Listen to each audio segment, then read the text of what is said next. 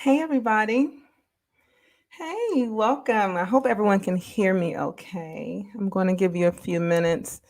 My guest is having some technical difficulties. However, I figure I may as well start. Um, Hope everyone's doing okay tonight. Sunday, it's beautiful. Hope you had a wonderful weekend. I know I did. I had a wonderful time.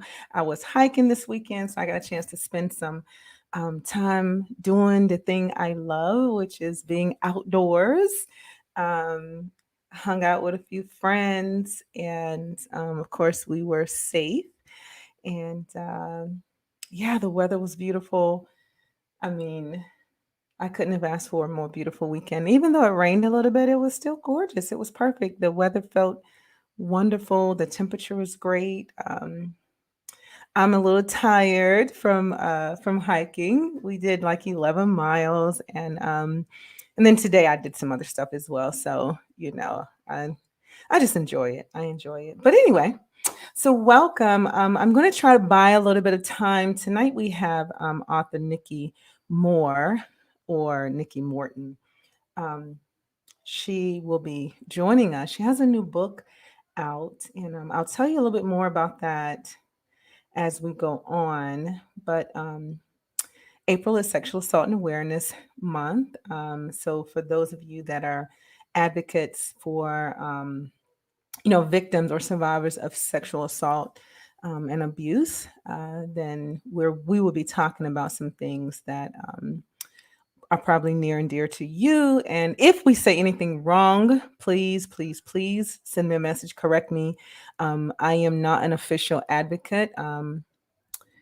That's not my job. But I am a survivor of sexual assault and abuse. And so tonight we'll be talking from a space of experience and love and care. And so we want to be sensitive and thoughtful for those that may listen to this and come across this. And you too have also been victimized, whether male or female or transgender, um, or um, any way included in the LGBTQTI plus community. But definitely, I just want to make sure that we are considerate of this sensitive topic. And this is the month that we bring awareness and attention to it. Not that it doesn't happen any other month, but we definitely bring attention to it this month. I think this is like the 20th year for Sam. I think.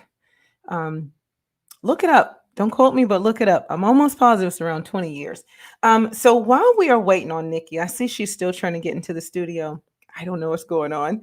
Um, but I want to just kind of debunk a few of the myths. I'm going to read um, some things that I wrote down, and maybe by the time I finish, um, Nikki will be popped in and I'll be able to let her in. So, first thing first, myths and facts about sexual assault and abuse. Myth is women who wear revealing clothes are asking to be sexually assaulted. I grew up, and that was really the thought, I think, around sexual assault. It was don't wear those type of clothes because you will be XYZ. That was I grew up thinking that, and I think a lot of us probably kind of have that unconscious bias in our heads that maybe that is the case, but in fact no one asks or deserves to be sexually assaulted. Women dress to feel comfortable and attractive if they choose. Perpetrators are responsible for their own actions. So let's stop blaming people for what they wear being the cause of them receiving unsolicited assault. Let's be a little more mindful of that. Another myth: men cannot be sexually assaulted. Please tell me if you can't hear me. Leave that message in the comments because I really don't know if you can hear me or not. But men cannot be sexually assaulted. In fact, that is untrue. 1 in 20 men, and some of us really believe 1 in 10, and 1 in 5 women over the age of 15 years of age will experience sexual assault, violence sometimes in their life. Most sexual assaults occur at night in dark alleys away from others. Um, we know that that's not true. Many sexual assaults occur during the day and often in the homes of people that are involved in it. A man can't sexually a man can't be sexually assaulted by a woman. We have learned that that's not true as well. Okay, hold on. Let me check the comments. Hey Shimona, hey! Oh my God, it has been 20 years. So this is the girl. I should have had you come in because you're an advocate. I should have had you come on. Oh, Shimona, how are you? So good to see you. You know, you can join me. I can send you the link. So if you want to, you can join me. I would love to have you to join me tonight. So it has been 20 years. Um, all right, let's keep going. I don't know where Nikki is at. Give me 1 second, guys. Let me see if I can find her and see what's going on. Let's see. Um, the browser. I don't know what is happening with my guest tonight, y'all. Bear with me. I really don't know what's happening. I really don't know. Let's see. Let's see. Let's see. Um, y'all give me 1 second. This is kind of what happens whenever we're trying to get something done. We are live and all crazy is breaking loose. So anyway, y'all bear with me, okay? So don't go anywhere. Just stay with me.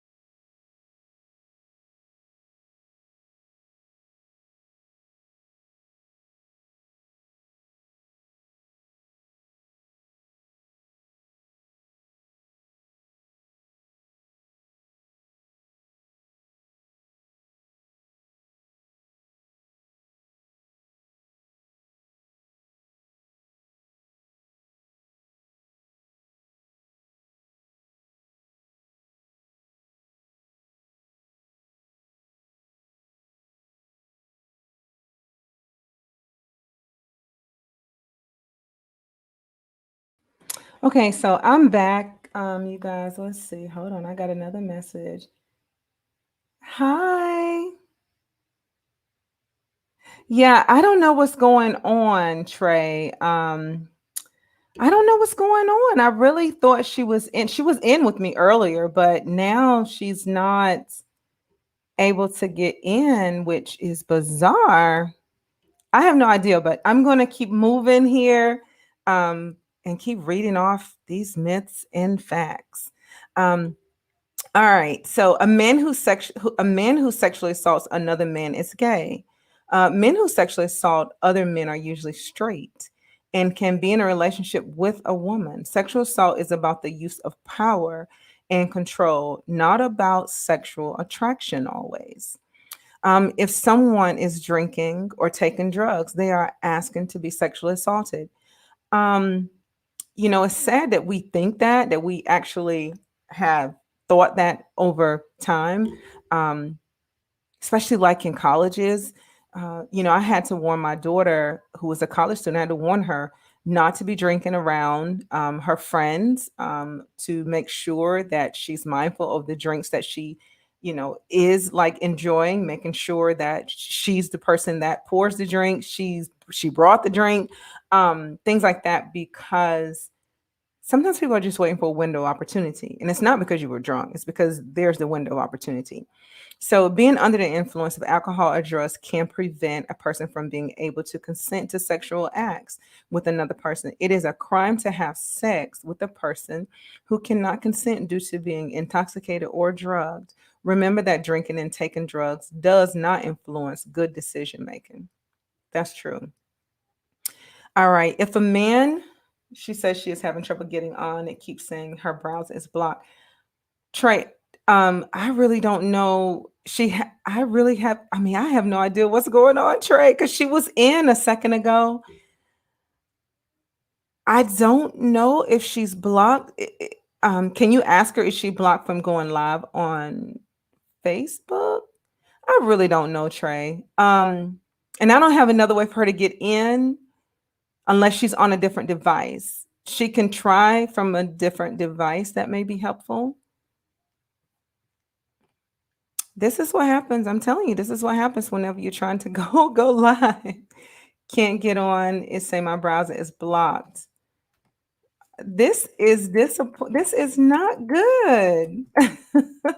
Well, let me finish reading this, you all, and we may wind up having to just come back on a little later once I get um, Nikki's system up and running. But just bear with me. I may as well go ahead and continue reading the myths and the facts because again, this is April Sexual Assault and Awareness Month, and it's just time for us to have a conversation about this, right? So I'll continue reading until we figure it out, Nikki. So just hang in there, sweetheart. If a man became erect and ejaculated, then he must have wanted and enjoyed the sex. Erection and ejaculation are normal bodily responses to physical stimulus. This cannot be controlled. It does not mean he wanted to enjoy the experience of sex without real consent is sexual assault. Most sexual assaults are committed by strangers. If you can join, okay. Sexual assault. Most sexual assaults are committed by strangers. Out of 10 victims of sexual assault are assaulted by someone they know.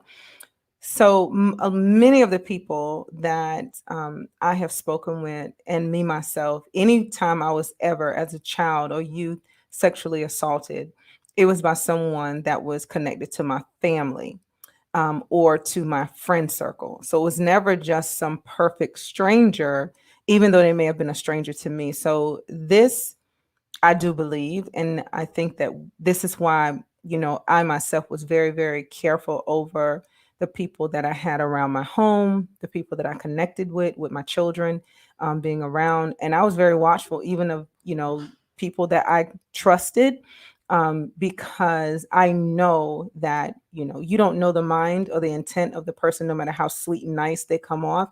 You really have no idea if they have a deviant type of mentality that you just don't see. So definitely 8 of 10 victims, I can totally believe that to be true. Another myth, women enjoy being sexually assaulted. I don't even know why people believe that. But if we think about it, we've heard, oh, she wanted it. That is who really wants that, right? Anyway, any form of sexual violence is a frightening and humiliating experience during which the person has no control over what happens. No one truly enjoys being sexually assaulted or raped. Um, I don't know. Someone may argue that there's some exceptions. I have no idea. I just don't believe that that's the case, but I don't know everything. Men sexually assault others because they are, this is a myth. Men sexually assault others because they are sexually frustrated or cannot control themselves. The fact, the majority of sexual assaults are well planned and do not involve a loss of control on the perpetrator's part. And then I'll also add that some sexual assaults can be spontaneous, can be in the moment, right? Because they just want it and they're going to take it, and sometimes they're going to teach you a lesson, um, which is sad. So another myth, if a person did not scream or fight or has no injury, it could not have been a sexual assault. Fact. Despite what you might see on TV, most people do not scream or fight. I think there's that fight or flight. We think about fight or flight. We only think about the two, but then there's that freeze response. And some of us, I'm so sorry. I cannot get in. I'm sorry. Now I'm saying something about the browser setting. Okay, Nikki, I'm going to come back to you in a moment. Okay, I'm just going to read a few more of these, and then I'll end this broadcast, and we'll try to hop back on in the 8 o'clock hour. So I know many of you wanted to tune in and hear about the book. We're going to try to get back up and running at 8 o'clock. Okay. So yeah, so I think that we forget, and anyone that's listening can correct me if I'm wrong, especially if you advocate If you're sharp trained or any of those things, then please, tell me if I'm wrong. But I think that we kind of focus on fight or flight, right? So either you fought back, or you left, or escaped, or sometimes you can mentally escape, or you freeze. And so I think sometimes the freeze response makes it seem like you gave in. And actually, I believe that the freeze response is more a way of you just surviving, trying to get through it, right? So you realize you can't beat the person, you realize that your screams are not being heard, you go silence, you let them finish this. And we're talking about a rape, unfortunately, because of the freeze response. Again, I could be wrong, but I think just with my studies and my understanding, there is a freeze response that happens sometimes. And people will assume that, oh, she wanted it, she didn't fight back. And then I think with the freeze response and the silence that we sometimes go through, there is this, of course, people, they will say, oh, yeah, she wanted it or he wanted it. That's not the case. It is not possible for a man to sexually assault a woman unless he has a weapon. I don't know who would believe that to be true. Anyway, the fact is, when someone is in fear of being hurt or killed, they will submit to what is being forced upon them. Another myth: prostitutes cannot be sexually assaulted. Fact: everyone has the right to say no to sexual acts they do not want. So a prostitute can, in fact, be sexually assaulted. Um, Myth: children who dress like adults and act in a provocative way are asking for sexual to be sexually abused. This one burns me up. It burns me. It burns me. Okay, so fact: a child's appearance or behavior does not excuse an abuser's behavior. A child by law is unable to consent to any sexual activity with another person, no matter how they dress or act. No child asks or deserves to be sexually abused. Fact, I'm sorry, myth: some children let the abuse go on for a long time because they like it. Ooh, this bothers my spirit, honey, because I was a child that endured this, and I know other adults that endured the repetitive assaults um, as children. My heart goes out to them, um, because I know some that really felt that they themselves liked it. And there is so much therapy and unpacking that must happen for those that have endured this and believe that it's so hard. It's so hard. Again, I just want to be sensitive to this because it's just hard, and I've been, I've survived it, and I went through it myself. And so my heart goes out to any of us that have endured sexual assault or abuse. The fact is, a child may not tell anyone about abuse for many reasons.